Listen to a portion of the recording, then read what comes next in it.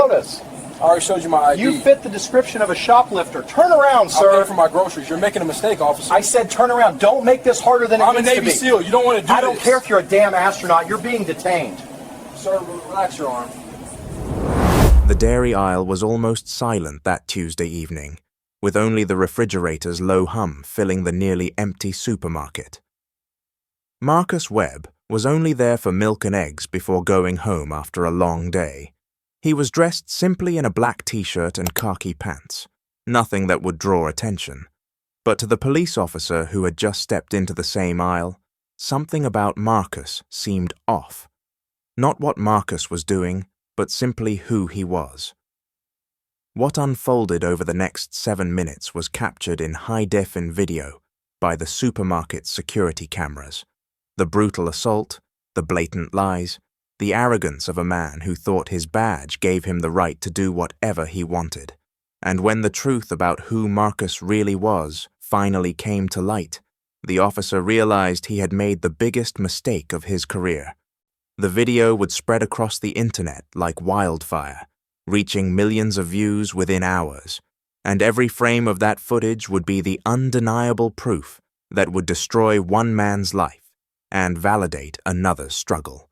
Before we continue, I want to know where you're watching from. Leave your city or country in the comments. And if this is your first time here, please hit that subscribe button because stories like this need to be shared and you won't want to miss what happens next. This case became one of the clearest examples of police racism caught on camera, and the outcome would leave people speechless. Marcus wasn't merely an ordinary civilian doing his shopping. He was a Navy SEAL, in part of the most elite special operations forces in the United States, with 3 tours of duty in the Middle East and a drawer full of commendations for bravery. At 34 years old, he had participated in missions that would never be made public, had saved lives under enemy fire, and had dedicated more than a decade of his life protecting a country that at that moment seemed not to recognize his worth. But in that supermarket aisle, wearing civilian clothes and carrying a shopping basket, none of that mattered to the police officer approaching him with his hand already resting on his weapon. The officer was Derek Hansen, 38, with 12 years of service in the local police department. He had a record that should have raised red flags years ago, 3 complaints of excessive use of force, 2 accusations of inappropriate racial conduct that were dismissed, and a reputation among black residents of the neighborhood as someone who looked for trouble where there was none. His superiors had ignored the signs, filed away the complaints with excuses about misunderstandings and high-pressure situations. Hansen had learned over the years that he could get away with almost anything as long as there was no clear video or witnesses willing to speak against him. Hansen stopped about 10 feet away and watched Marcus for a long moment. Marcus felt the eyes on him, that familiar feeling every black man knows when being watched, judged, presumed guilty of something for no reason. He didn't turn around immediately, just kept looking at the milk prices, deciding between brands. His cart had only a few items: eggs, bread, fruit, the basic groceries of someone who lived alone and cooked simple meals. Nothing there suggested any suspicious or illegal behavior, but Marcus's military training was already at work, calculating distances, noticing reflections in the refrigerator glass, mentally preparing for what his instinct told him was about to happen. He had faced armed insurgents in combat zones, had navigated life or death situations where a second of hesitation meant the difference between coming home or coming back in a casket. And yet, standing in an American supermarket buying groceries, he felt the same kind of tension, the same adrenaline beginning to course through his veins. The difference was that in a war zone, he knew who the enemy was. Here, the enemy wore a badge and swore to protect and serve. Marcus took a deep breath, holding on to the calm he'd learned under extreme pressure, and finally turned to face the police officer, who clearly had no intention of simply passing by him and continuing his shopping. What Marcus didn't know yet was that this moment was being recorded by 3 different security cameras, capturing multiple angles of what was about to transform into one of the most documented and most damning police interactions of the year. Hansen took another step forward, his body language aggressive and intimidating, and opened his mouth to speak the first words that would initiate a sequence of events that would end with his career destroyed, his freedom taken, and his name becoming synonymous with everything wrong with racial policing. Hansen's voice cut through the silence of the aisle with a tone that wasn't a question, but an accusation. He wanted to know what Marcus was doing there, as if being in a public supermarket buying groceries was a crime that needed explanation. Marcus responded calmly that he was shopping, keeping his voice neutral and respectful, even as he felt anger beginning to simmer beneath the surface. He had learned early in life that reacting with emotion to this type of approach only made things worse. Years of military training had taught Marcus to control his reactions, even in the most provocative situations, but nothing in his combat preparation had prepared him for being treated like a criminal in his own country. Hansen wasn't satisfied with the answer. He moved closer, invading Marcus's personal space in a way that was clearly intentional, using his physical presence as intimidation. The security cameras captured every step, every facial expression, every movement that revealed the officer's true intentions. Hansen said he had received reports of suspicious behavior in the area, an obvious lie he routinely used as justification for baseless stops. Marcus politely asked what kind of suspicious behavior, forcing the officer to specify something that didn't exist. The question was simple and reasonable, but Hansen interpreted it as disrespect, as if a black man questioning him was an affront to his authority that couldn't be tolerated. The expression on Hansen's face changed at that moment. The cameras captured the transformation perfectly, the mask of professionalism falling away to reveal something darker underneath. His eyes narrowed, his jaw tightened, and his entire body assumed a more aggressive posture. He stuttered for a second. He, trying to invent a specific answer about the suspicious behavior, realized he had no good response, and then quickly changed tactics. Now he was demanding to see identification, his voice rising in volume and intensity, as if Marcus had some legal obligation to obey without questioning. Marcus knew he wasn't legally required to show identification in a private store when he wasn't being accused of any specific crime, but he also knew that refusing could escalate the situation quickly.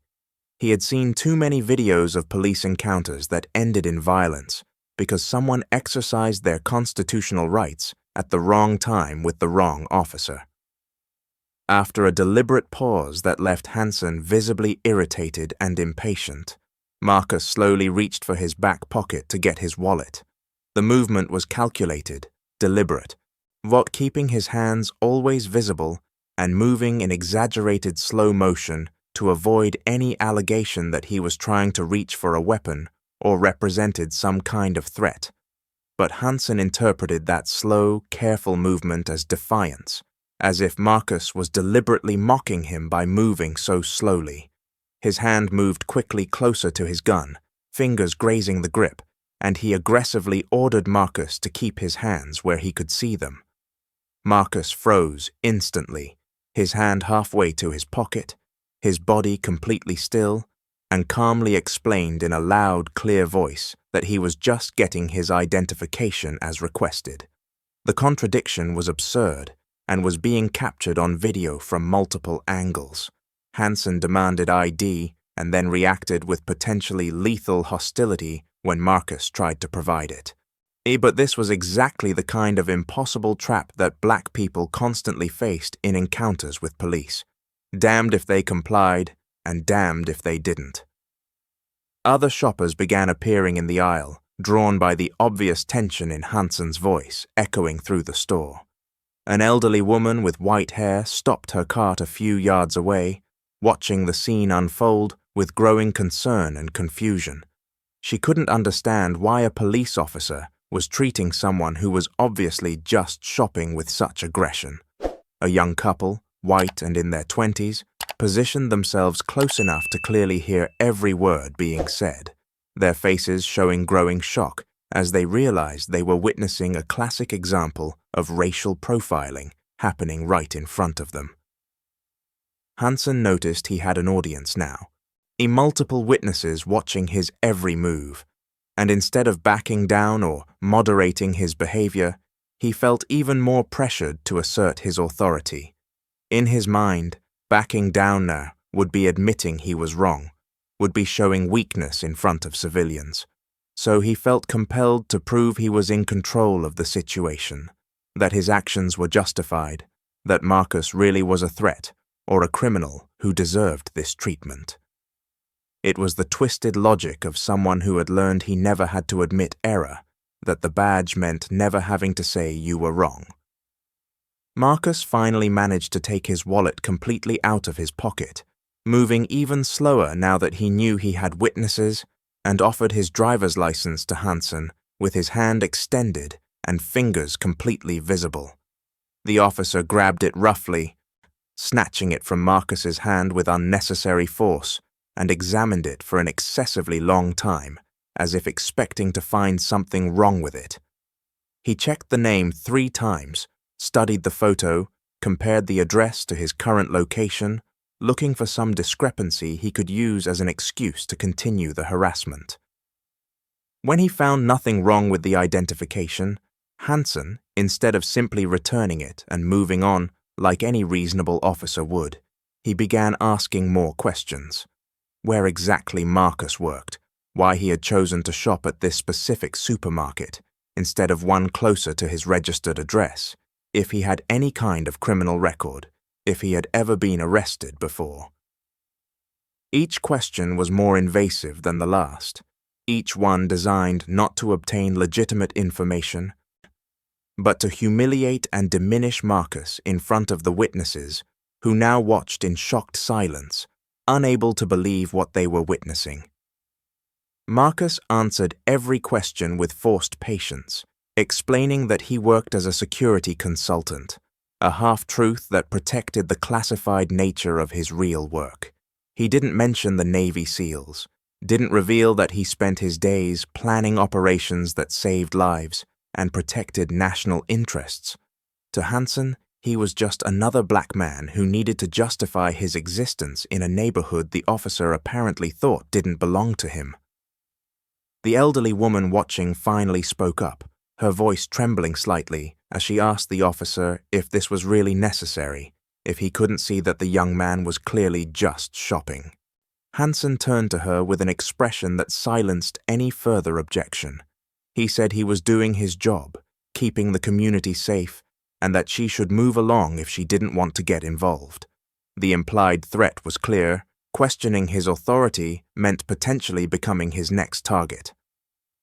The woman backed away, pushing her cart slowly down the aisle, but not before taking out her cell phone and starting to record. She wasn't the only one. The young couple also had their phones pointed at the scene, capturing angles the ceiling security cameras couldn't reach, recording audio with crystal clarity that would make any later claim that words were misinterpreted impossible. Then Hansen made the mistake that would transform this encounter from common harassment into something much more serious. He ordered Marcus to turn around and put his hands on the dairy shelf. Marcus calmly asked why he was being searched, what crime he was being accused of committing. Hansen didn't answer the question, just repeated the order with more aggression in his voice. Marcus knew he was at a crossroads. He could obey an illegal order without probable cause, or he could refuse and risk the situation becoming violent. He chose a middle ground, complying with the movement, but continuing to clearly verbalize that he was doing so. Under protest, and without consent for the search, Hansen's hands were rough and invasive during the search. Deliberately aggressive in a way that went beyond standard procedure, he slammed Marcus's ribs, pushed his shoulders against the cold shelf, and searched his pockets with unnecessary force while Marcus remained motionless and cooperative. Throughout the process, Marcus kept his voice calm but firm, repeatedly stating for the cameras and witnesses that he had committed no crime, that there was no probable cause for this search, and that he was not consenting to what was happening.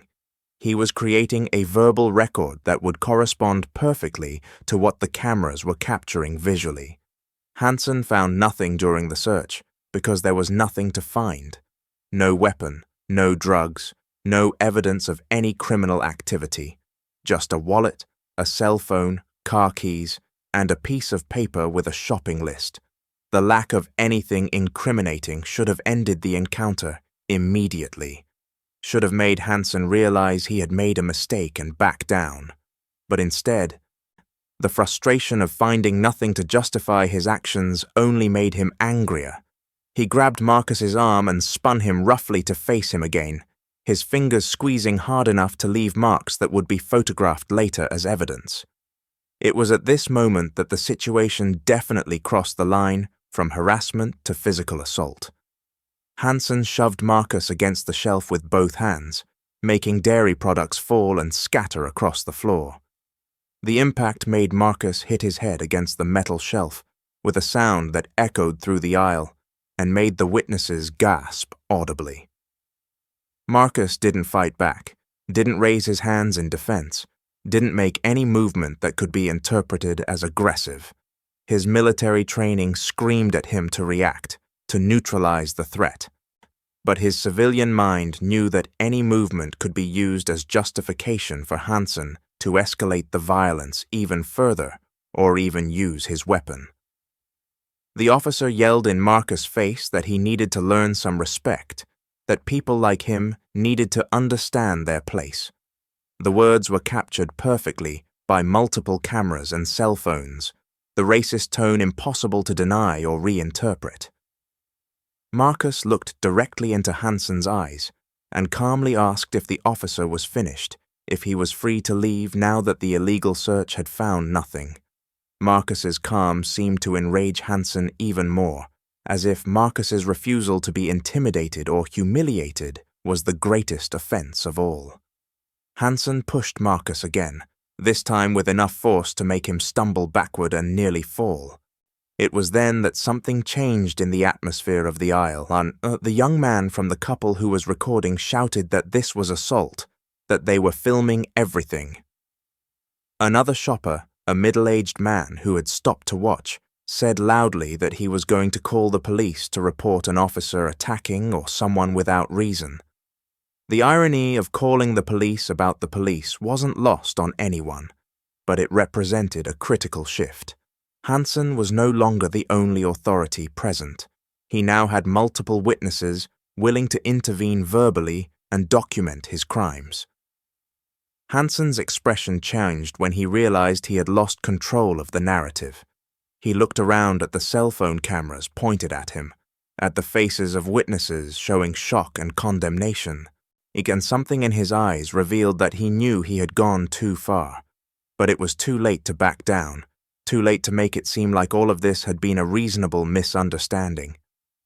Every second of the last 7 minutes was recorded from multiple angles, and no amount of lies or manipulation could change what those recordings showed. The supermarket manager finally arrived at the aisle, drawn by the shouting and commotion that was disrupting the normally peaceful environment of his store. He was a middle-aged man named Robert Chen, who had managed this establishment for over 15 years and knew most of his regular customers by name. When he saw the scene, Marcus pressed against the shelf with products scattered on the floor, Hansen in an aggressive posture, and multiple people recording on their cell phones. His expression went from confusion to alarm. He calmly asked what was happening, directing the question first to Hansen as a professional courtesy to law enforcement. Hansen immediately began constructing his false narrative, claiming that Marcus had been behaving suspiciously, that he had refused to cooperate with routine questions, and that he had tried to reach for something in his pocket in a threatening manner. Each word was a lie or a calculated distortion of the truth, and Hansen spoke them with the confidence of someone who had done this before and never faced consequences. But this time was different. Before the manager could even respond, the elderly woman who had started recording interrupted, her voice trembling with indignation as she said this was complete lies, that she had witnessed everything from the beginning. And the young couple joined her, confirming they had seen and recorded the entire encounter, that Marcus had done nothing wrong or threatening, and that the officer had been aggressive and physically violent without provocation. The middle-aged man who called the police also spoke up, saying he was on the phone at that very moment, reporting an assault committed by a law enforcement officer. Hansen's expression went from confident to defensive as he realized that this time the witnesses weren't staying silent, weren't letting his version of the story go unchallenged. Robert, the manager, made a decision that would be crucial for everything that came after. He told Hansen that he had security cameras covering the entire aisle from multiple angles, recording continuously in high definition with clear audio. He offered to check the footage immediately to clarify exactly what had happened. The change in Hansen's body language was instant and revealing. His shoulders tensed, his jaw tightened, and his eyes narrowed with barely disguised anger. He said that wouldn't be necessary, that he had handled the situation, and that Marcus was free to leave now. The sudden change in tone caught everyone by surprise. Moments before, Hansen had been aggressively interrogating and physically attacking Marcus, and now he was suddenly saying he could leave as if nothing had happened. Marcus didn't move immediately. Understanding perfectly what that change meant, Hansen was afraid of the security cameras, afraid of what they would show, and was trying to end the encounter quickly before more damage was done to his fabricated story. But Marcus wasn't ready to simply let this go. Not when his body still ached from the Chavez, not when marks were forming on his arm, where Hansen's fingers had squeezed with brutal force. Marcus calmly asked for Hansen's full name and badge number, information any officer should provide when requested by the public. Hansen hesitated, clearly not wanting to give this information, but aware that refusing in front of so many witnesses and cameras would only worsen his situation. He mumbled his name and badge number so quickly and quietly it was almost unintelligible. Marcus asked him to repeat it louder and slower, which Hansen did, with barely contained anger permeating every syllable. Several witnesses noted the information on their phones, creating multiple independent records that would be impossible to contest or make disappear. Robert, the manager, then did something that would seal Hansen's fate. He said loudly and clearly, addressing Marcus, but speaking loud enough for everyone to hear, including the security cameras that were still recording, that Marcus was welcome in his store any time, that he had been a respectful and peaceful customer, and that the manager would personally ensure that the security footage was preserved and made available for any investigation Marcus wanted to pursue. He also offered to provide a written statement of what he had witnessed and help collect contact information from other witnesses willing to speak about what they saw. This public declaration of support completely changed the dynamic. Hansen no longer had any moral authority in the situation, no longer had the advantage of being the only official representative present.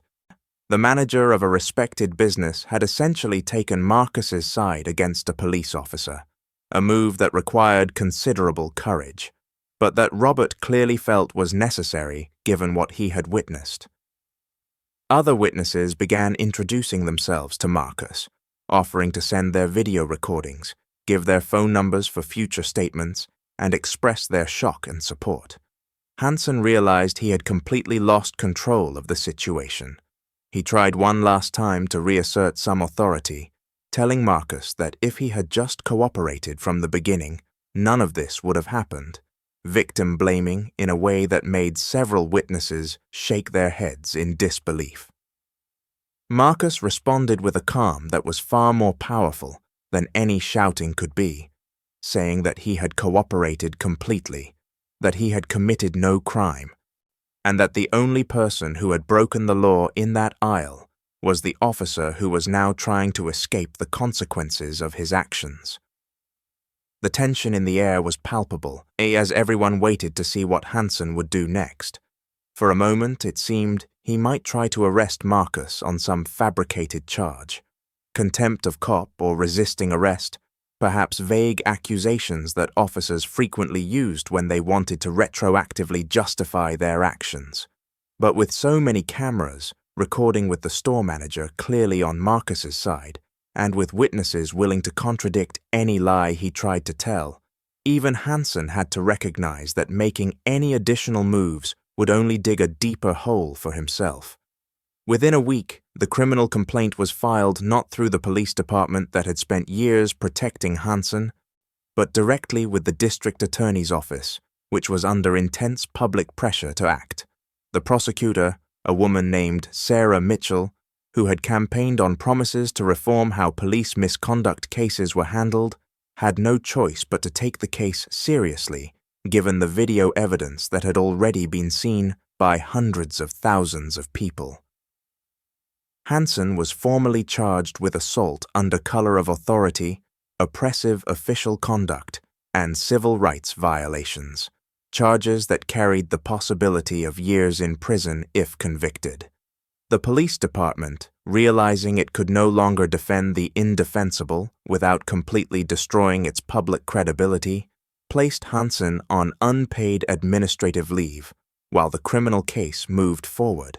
But this wasn't enough to calm public outrage. So protesters continued showing up now, demanding not just Hansen's firing, but also calling for the resignation of the police chief, who had overseen years of complaints being filed away and ignored. The pressure worked. 3 weeks after the incident, Hansen was officially fired from the department. His law enforcement certification suspended pending the outcome of the criminal trial, effectively ending any possibility of him working as a police officer again in any jurisdiction. The civil lawsuit moved simultaneously with Jennifer Okonkwo, building a meticulous case that went beyond the simple supermarket incident. She documented Hansen's pattern of behavior, presented testimony from other victims of his racially motivated harassment, and most critically exposed how the police department had systematically failed to respond to complaints about him. She argued the city was liable not just for Hansen's actions that day, but for years of negligence that allowed a racist officer to continue victimizing people without consequences. Discovery revealed internal emails showing supervisors were aware of Hansen's problematic behavior, but chose not to act, fearing battles with the police union or simply not considering complaints from black residents as a priority.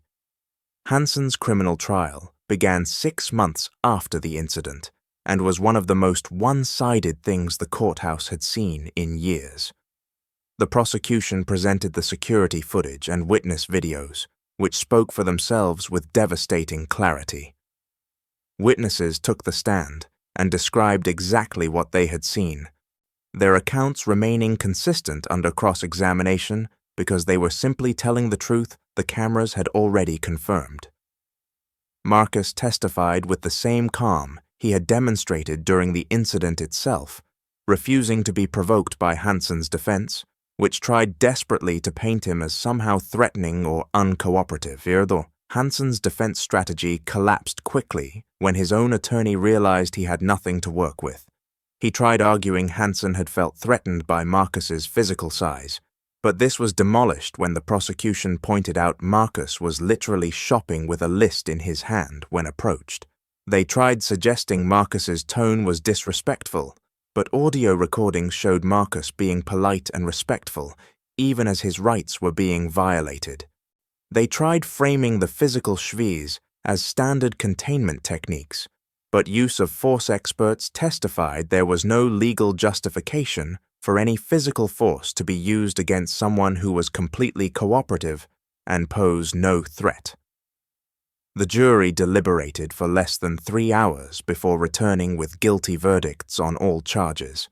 The judge, an African-American veteran of the bench who had spent decades watching police misconduct cases, held nothing back in her remarks during sentencing. She spoke about how officers like Hansen betrayed the public trust and stained the reputation of good police who did their jobs with integrity. She noted that victims of his previous behavior who never got justice deserved recognition, and that Marcus was fortunate enough to have the resources to fight back in a way many didn't. She sentenced Hansen to 4 years in state prison, the maximum penalty allowed under sentencing guidelines, sending a clear message that abuse of authority would not be tolerated. The civil lawsuit settlement came shortly after, with the city agreeing to pay Marcus a substantial amount that legal observers estimated to be in the 7 figures. But Marcus had made clear from the beginning that money wasn't his primary goal. As part of the settlement, the city agreed to comprehensive structural changes, mandatory retraining for all officers in implicit bias and de-escalation, creation of an independent civilian oversight board with real power to investigate misconduct, implementation of an early warning system to identify officers with patterns of complaints before they became Hansen cases, and a commitment to make public all bodycam footage of incidents involving use of force within 30 days, unless there were specific legal reasons not to. Dorothy Martinez, the elderly woman who had been one of the first to speak up and start recording, was interviewed by a local news station about the outcome. With tears of relief streaming down her face, she said for the first time in decades, she felt hope that things could actually change, that maybe her granddaughters would grow up in a world where officers like Hansen couldn't hide behind badges while brutalizing black people. Emma and Jason, the young couple whose video had helped catalyze public outrage, spoke about how witnessing the incident had changed their understanding of privilege and responsibility, beginning how they were now more conscious and willing to use their voices and cameras to document injustice wherever they saw it. Marcus used part of his settlement to establish a foundation that would provide legal support for victims of police misconduct who didn't have resources to fight alone. He partnered with Jennifer Okonkwo to create a program that connected victims with attorneys willing to do pro bono or reduced fee work on meritorious cases. The foundation also worked to educate communities about their rights during police encounters, distributing materials in churches, community centers, and schools about how to stay safe while asserting constitutional rights. Marcus rarely spoke publicly about the incident itself, preferring to let the video and court outcomes speak for him. But when he did, he always emphasized he wasn't special or unique. He was just someone lucky enough to have brave witnesses and clear video evidence. Hansen served his sentence in a state prison where his previous existence as a police officer made him a constant target for hostility from other inmates. He never publicly admitted he was wrong, never genuinely apologized to Marcus or his other victims, never demonstrated any real understanding of how his racism had ruined lives. When released, after serving 3.5 years with good behavior, he left the state and disappeared from public view, his Google search permanently dominated by articles about his crime and conviction, his name becoming a case study in police training programs across the country about exactly the kind of officer departments needed to identify and remove before they caused irreparable harm. The supermarket where it all happened became an unintended landmark in the community. Robert Chen, the manager whose quick decision to preserve and share security footage had been crucial to obtaining justice, was promoted by the corporation, which recognized he had done the right thing, even when it would have been easier not to get involved. They installed a small discreet plaque near the dairy aisle, acknowledging the location as where ordinary citizens became extraordinary advocates for justice through their willingness to witness truth. Marcus still shopped there occasionally, although now he was recognized and often stopped by people wanting to express support or share their own stories of police encounters. 3 years after the incident, a documentary was made about the case and its broader impact on national discussions about policing and accountability. It featured interviews with Marcus, with the witnesses, with Jennifer Okonkwo, and even with some officers from the same department who spoke anonymously about how the case had changed internal culture around how they thought about use of force and racial bias. The documentary ended with a sobering statistic. For every case like Marcus's where video evidence led to justice, there were countless others where no camera was rolling, no witnesses were willing to come forward, no justice was achieved. But it ended on a hopeful note that each case handled correctly made the next one slightly easier. Each officer held accountable made others think twice before abusing their power. Marcus eventually left his work with the Navy SEALs, not because of trauma from the supermarket incident, but because he had found a new mission that felt equally important. He began working full-time with his foundation, traveling to communities across the country, training people about their rights, speaking to police departments about how unconscious bias leads to encounters like the one he experienced, and lobbying for legislative changes that would make it easier to hold officers accountable who violated civil rights. He had spent over a decade protecting Americans from foreign threats. Now he would dedicate the rest of his life protecting them from domestic threats, wearing badges and uniforms that didn't honor what those symbols were supposed to represent. The story of Marcus Webb and Derek Hansen wasn't unique, but the outcome was because of cameras that captured truth, because of witnesses who refused to stay silent, because of a manager who made the right choice, and because of a victim who had the resources and determination to fight for justice. This case didn't end with another black man being victimized without consequences.